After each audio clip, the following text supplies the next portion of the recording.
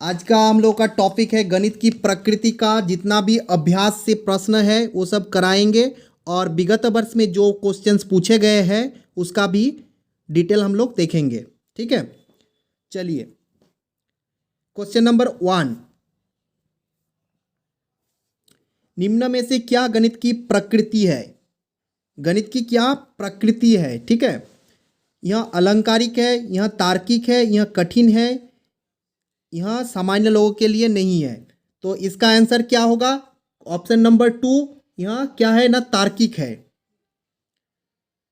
निम्न question number 2, निम्न में से किसने कहा कि गणित वह विज्ञान है जिसमें आवश्यक निष्कर्ष निकाले जाते हैं? यह कथन किसने कहा ना? ऑप्शन नंबर 4, बेंजामिन फेरिक ने। ठीक है, गणित सभी विज्ञानों का सिंहद्वार एवं कुंज है। यह कथन है बेकन का, न्यूटन का, स्किनर का, ना कॉमेट का। यह कथन किसका है ना? रजन बेकन का। ठीक है, ये क्वेश्चन हम पढ़ाए हैं, आपका पिछले वीडियो में आप लोग जाके देख सकते हैं। इसके बारे में, इस अध्याय के बारे में डिटेल से आपको पढ़ाया गया है। क्वेश्चन नंबर 4, गणित के नियमों व निष्कर्ष होते हैं वस्तुनिष्ठ, सार्वभौमिक, वस्तुनिष्ठ व सार्वभौमिक दोनों, उपरोक्त में से कोई नहीं। इसका आंसर क्या होगा ना? ऑप्शन नंबर 4 पर जाएगा, उपरोक्त में से कोई नहीं। ठीक है, अब क्वेश्चन नंबर 5, विद्यार्थी गणित की संकल्पनाओं और सिद्धांतों के अर्थ को समझता है। यह अधिगम के किस उद्देश्यों की प्राप्ति है? किस उद्देश्य की प्राप्ति है? क्वेश्चन नंबर, ऑप्शन नंबर 1 कौशल, पूर्व ज्ञान, अनुप्रयोग, ऑप्शन नंबर 4 अवबोधन। तो इसका आंसर क्या होगा हम लोगों का? ऑप्शन नंबर 4 पर जाएगा, अवबोधन पर। ठीक है, क्वेश्चन नंबर 6, गणित को कहा जाता है, गणित को क्या कहा जाता है? विद्यार्थियों का दुश्मन, दुश्मन कहा जाता है। ऑप्शन नंबर 2 शक्तिशालियों की शक्ति, ऑप्शन नंबर 3 मन की भाषा, ऑप्शन नंबर 4 क्या ना? मस्तिष्क का व्यायाम। तो हम लोग का आंसर क्या होगा? मस्तिष्क का व्यायाम। गणित को मस्तिष्क का व्यायाम कहा जाता है। ठीक है, योजना एक उद्देश्यपूर्ण क्रिया है जिसे मन लगाकर सामाजिक वातावरण में पूरा किया जाता है। गणित शिक्षण की योजना विधि की उक्त परिभाषा किसने दी है? क्वेश्चन नंबर 7 का आंसर क्या होगा? किलपैट्रिक, थॉर्नडाइक, क्रो एवं क्रो ना स्किनर। आंसर हम लोग क्या होगा? Option number 1 Kilpatrick. ठीक है, चलिए अब क्वेश्चन नंबर 7 को देख लेते हैं। वह उद्देश्य जो शिक्षक गणित पढ़ने के बाद कक्षा में ही प्राप्त कर लेता है उसे कहा जाता है, उसे क्या कहा जाता है? सांस्कृतिक उद्देश्य, शैक्षणिक उद्देश्य, सामाजिक उद्देश्य ना उपरोक्त सभी। क्या होगा? इसका आंसर होगा ऑप्शन नंबर 2 पर जाएगा, शैक्षणिक उद्देश्य।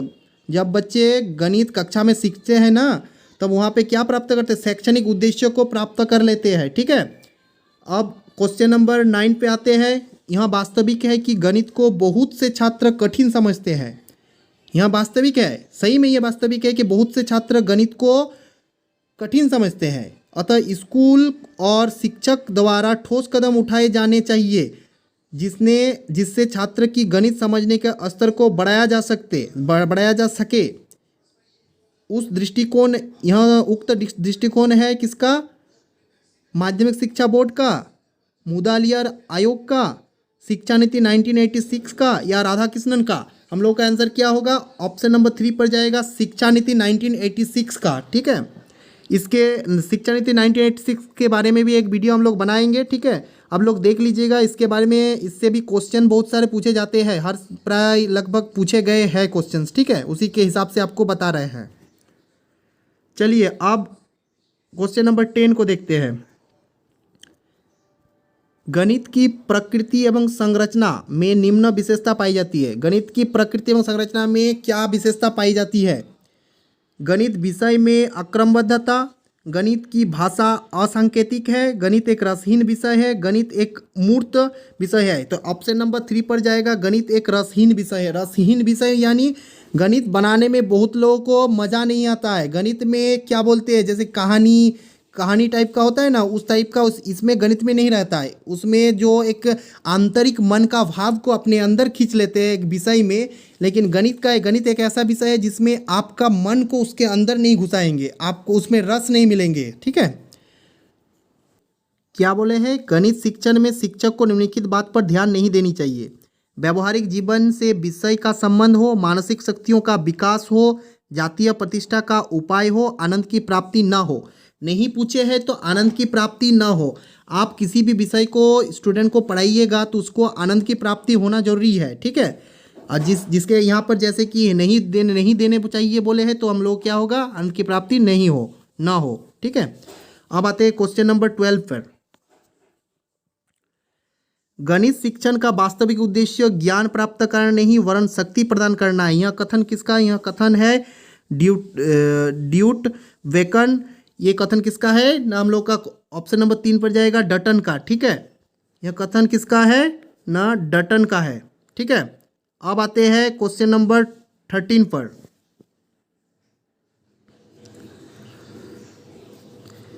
व्यवहारिक गणित का भाग है। व्यवहारिक गणित का क्या भाग है ना, संख्याओं का हिसाब लगाना, जोड़ व बाकी करना, समीकरणों का हल करना, बैंकों की कार्यप्रणाली की जांच करना। ऑप्शन नंबर 4 पर जाएगा, बैंकों की कार्यप्रणाली की जांच करना। ठीक है,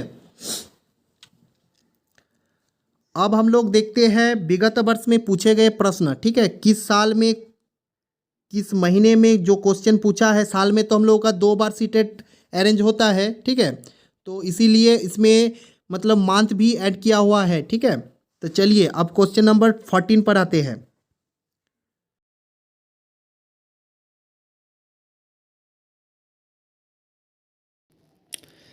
कक्षा 4 के विद्यार्थियों को यह समझने के लिए शेष हमेशा विभाजक से कम होता है उचित उपागम है। यह क्वेश्चन सीटेट जनवरी 2012 का क्वेश्चन है। ठीक है, ये क्वेश्चन सीटेट 2012 में पूछा गया था।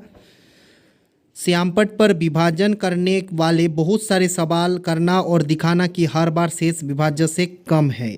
1 नंबर। अब आते हैं 2 नंबर, अनेक बार विद्यार्थियों को मौखिक रूप से स्पष्ट कराना। क्वेश्चन नंबर 3, विभाजन वाले सवालों को मिश्रित भिन्नों के रूप में निरूपित करना और यह स्पष्ट कराना कि भिन्न का अंश शेष है। ऑप्शन नंबर 4, वस्तुओं को विभाजन के गुणजों में समूहीकृत करना और प्रदर्शित करना कि वस्तुओं की संख्या जो समूह में नहीं है विभाज्य से कम है। ये हम लोग का ऑप्शन नंबर 4 पे जाएगा आंसर। क्वेश्चन नंबर 15, कक्षा 4 में बिंदु और रेखा पर ज्यामितीय पाठ के लिए आकलन निर्देश होगा। ऑप्शन नंबर 1, परिशुद्ध रूप से सेमी, सेंटीमीटर और इंचों में रेखाखंड को माप सकता है और रेखाखंड के अंत बिंदुओं को चिन्हित कर सकता है। ऑप्शन नंबर 2, रेखा किरण और रेखाखंड में अंतर कर सकता है और उन्हें परिभाषित कर सकता है। ऑप्शन नंबर 3, रेखा और रेखाखंड में अंतर कर सकता है, बिंदु चिन्हित कर सकता है, दी गई लंबाई के अनुसार परिशुद्ध रूप से रेखाखंड खींच सकता है। ऑप्शन नंबर 4, सेंटीमीटर और इंची में रेखा को परिशुद्ध रूप से माप सकता है और रेखा का नाम बता सकता है। तो ऑप्शन नंबर 2 हम लोग का सही आंसर होगा, रेखा किरण और रेखाखंड में अंतर कर सकता है और उन्हें परिभाषित कर सकता है। ठीक है, अब क्वेश्चन नंबर 16 को देखते हैं। ठीक है,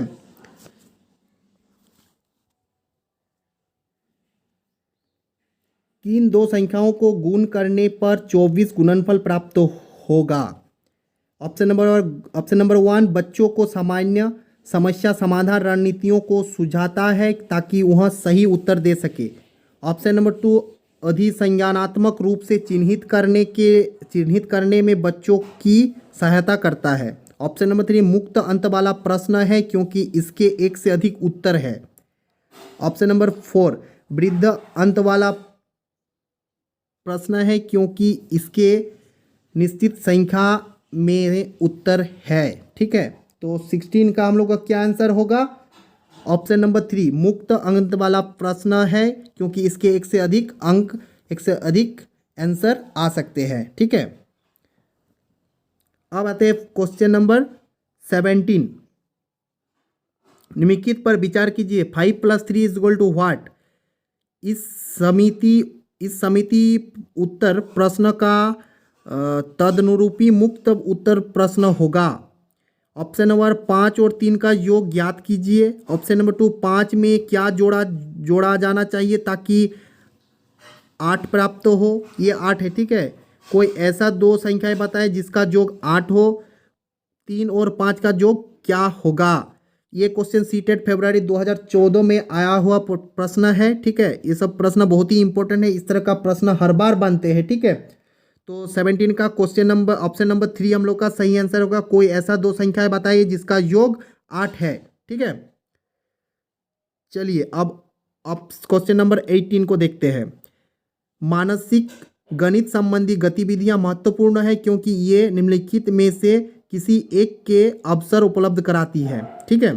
तो इसका ऑप्शन नंबर 1 क्या है, मानसिक संगणना संबंधी प्रक्रियाओं का विकास क्योंकि विद्यार्थी तेज गति से संख्याओं के परिकलन के बीच संबंधों की पहचान करने की कोशिश करता है।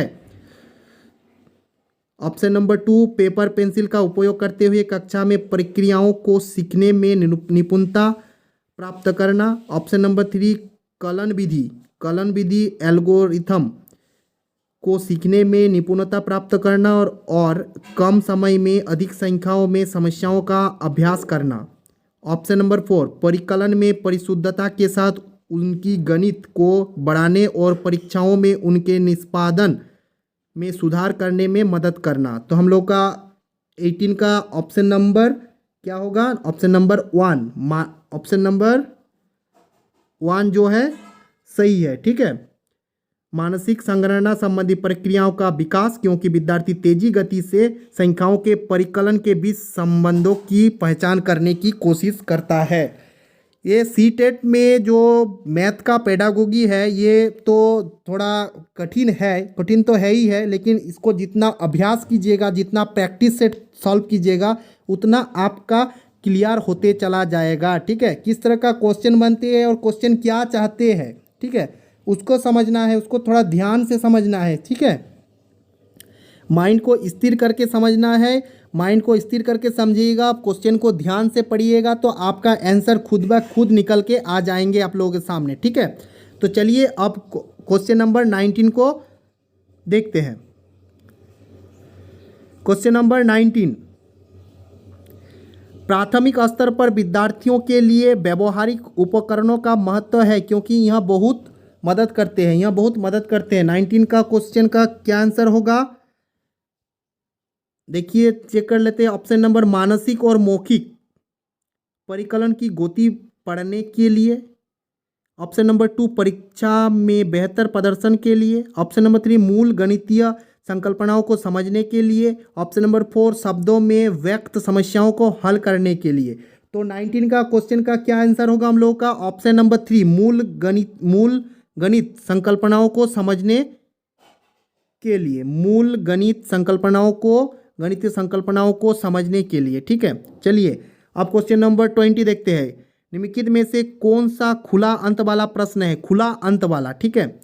इस नोटिस कीजिए, खुला अंत वाला या बंद अंत वाला। खुला अंत और बंद अंत दो प्रकार के होते हैं, ठीक है। तो खुला अंत यानी जिसका एक से अधिक आंसर होगा, ठीक है। मुक्त अंत, खुला अंत, ये सब क्या है, जिस क्वेश्चन का बहुत सारे एक से या एक दो से अधिक आंसर होगा उसे खुला अंत। और बंद अंत वाला प्रश्न उसे कहते हैं जिसमें एक ही आंसर होगा जो फिक्स्ड है, ठीक है, उसका दूसरा कोई आंसर नहीं होगा। चलिए अब देखते हैं 20 का। आप 15 और 3 से गुना किस प्रकार करेंगे। कोई दो संख्याओं लिखित जिनका गुणनफल 45 हो। ऑप्शन नंबर 3, संख्या रेखा का प्रयोग करते हुए 3 बार 15 का मान ज्ञात कीजिए। ऑप्शन नंबर 4, 15 × 3 का मान ज्ञात कीजिए, ठीक है। तो 20 का हम लोग क्या आंसर होगा, ऑप्शन नंबर 1, आप 15 और 3 से गुना किस प्रकार करेंगे, ठीक है। चलिए अब आते हैं 21। अब देखते हैं क्वेश्चन नंबर 21। प्राथमिक स्तर पर गणित की अच्छी पाठ्यपुस्तक के लिए निम्नलिखित में से कौन सी विशेषता महत्वपूर्ण है, ठीक है। क्वेश्चन नंबर 21 का ये क्वेश्चन हम लोग का सीटेट सितंबर 2015 का क्वेश्चन है, ठीक है। इसका ऑप्शन नंबर 1 है, उसमें अवधारणाओं का परिचय संदर्भ के द्वारा दिया जाना चाहिए। ऑप्शन नंबर 2 है, उसमें केवल बहुत से अभ्यास होनी चाहिए जिससे कि यथार्थ अभ्यास किया जा सके। ऑप्शन नंबर 3, वह आकर्षक और रंगीन होनी चाहिए। ऑप्शन नंबर 4, वह मोटा और बड़ी होनी चाहिए। ठीक है, तो 21 का हम लोग का आंसर क्या होगा? 21 का हम लोग का आंसर होगा ऑप्शन नंबर 1। ऑप्शन नंबर 1, उसमें अवधारणा का परिचय संदर्भ के द्वारा दिया जाना चाहिए। ठीक है, अब नेक्स्ट आते हैं हम लोग क्वेश्चन नंबर 22। निम्नलिखित में से कौन सा संख्या की समझ का महत्वपूर्ण पहलू नहीं है? यहाँ फिर से देखिए, यहाँ पे बोला गया है नहीं है। नहीं है यानी ये नेगेटिव क्वेश्चंस है, तो इसका आंसर भी नेगेटिव के क्वेश्चन के आधार पर ही होगा। ये क्वेश्चन सीटेट सितंबर 2015 का क्वेश्चन है। ठीक है, ये सारे क्वेश्चन देखिए 2015 में सब आए हुए हैं। तो ये जो टॉपिक है हम लोग क्या चैप्टर जो है गणित की प्रकृति, इससे क्वेश्चन हर साल बनते हैं। देख रहे हैं ना, आप 14 में आए थे, 15 में आए हैं, 16 में, 17 में, ये 16 तक ही इसमें मतलब इस किताब में 16 तक ही सेट को मतलब रखा गया है। ठीक है, इसके बाद भी आपको सेट कराएंगे जिसमें आपका 2020 तक का क्वेश्चंस आपको दिखने को मिलेगा। ठीक है, क्या क्या क्वेश्चंस आए हैं।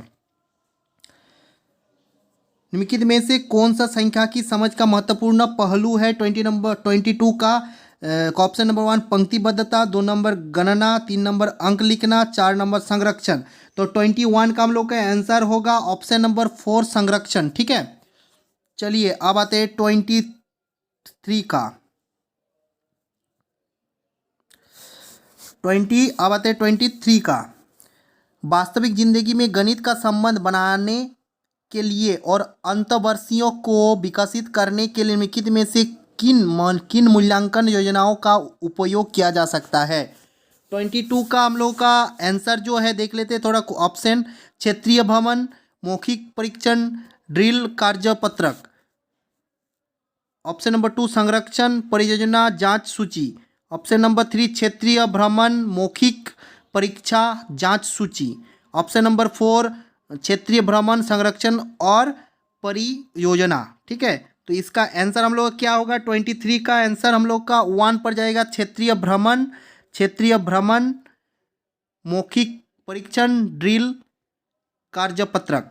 ठीक है, इसको याद रखिए, ये क्वेश्चन सीटेट सितंबर 2016 का क्वेश्चन है। अब आते हैं क्वेश्चन नंबर 24 का। कक्षा 1 के एक शिक्षक ने एक विद्यार्थियों को सभी वस्तुओं की गणना करने के लिए कहा जिनमें पेन, रबड़ और शार्पनर का संग्रह था। विद्यार्थियों ने सभी वस्तुओं को एक रेखा में रखा और गणना शुरू की। उसने 10 वस्तुओं के स्थान पर कहा कि 2 पेन, 5 रबड़ और 3 शार्पनर है। आपके विचार से विद्यार्थियों को गणना के किन सिद्धांतों पर कठिनाइयों का सामना करना पड़ रहा है? ठीक है, ये क्वेश्चन सीटेट सितंबर 2016 का क्वेश्चन है। चलिए ऑप्शन देख लेते हैं। ऑप्शन नंबर 1 अमूर्त और असंगत क्रम सिद्धांत।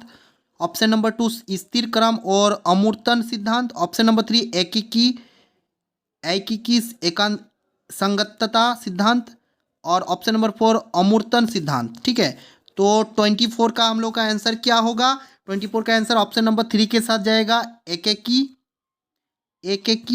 असंगतता सिद्धांत। ठीक है, ऑप्शन नंबर 3 पर जाएगा।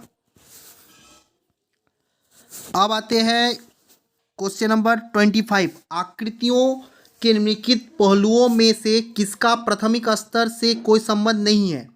यहाँ पर फिर से पूछा गया है नहीं है, तो नहीं है पूछा है यानी नेगेटिव क्वेश्चंस।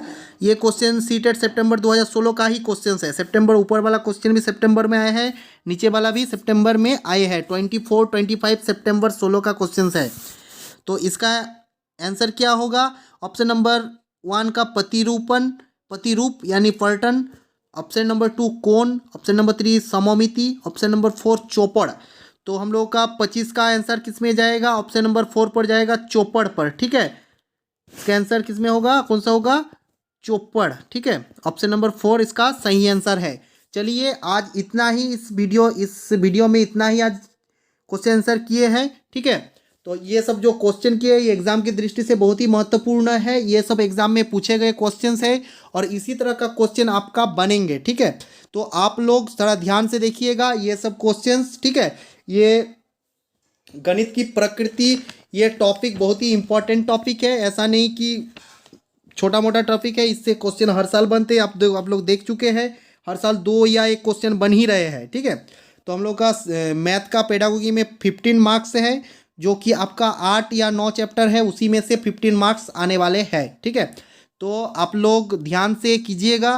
ठीक है, चलिए नेक्स्ट वीडियो में नेक्स्ट टॉपिक के साथ मिलते हैं। चलिए, थैंक यू, धन्यवाद।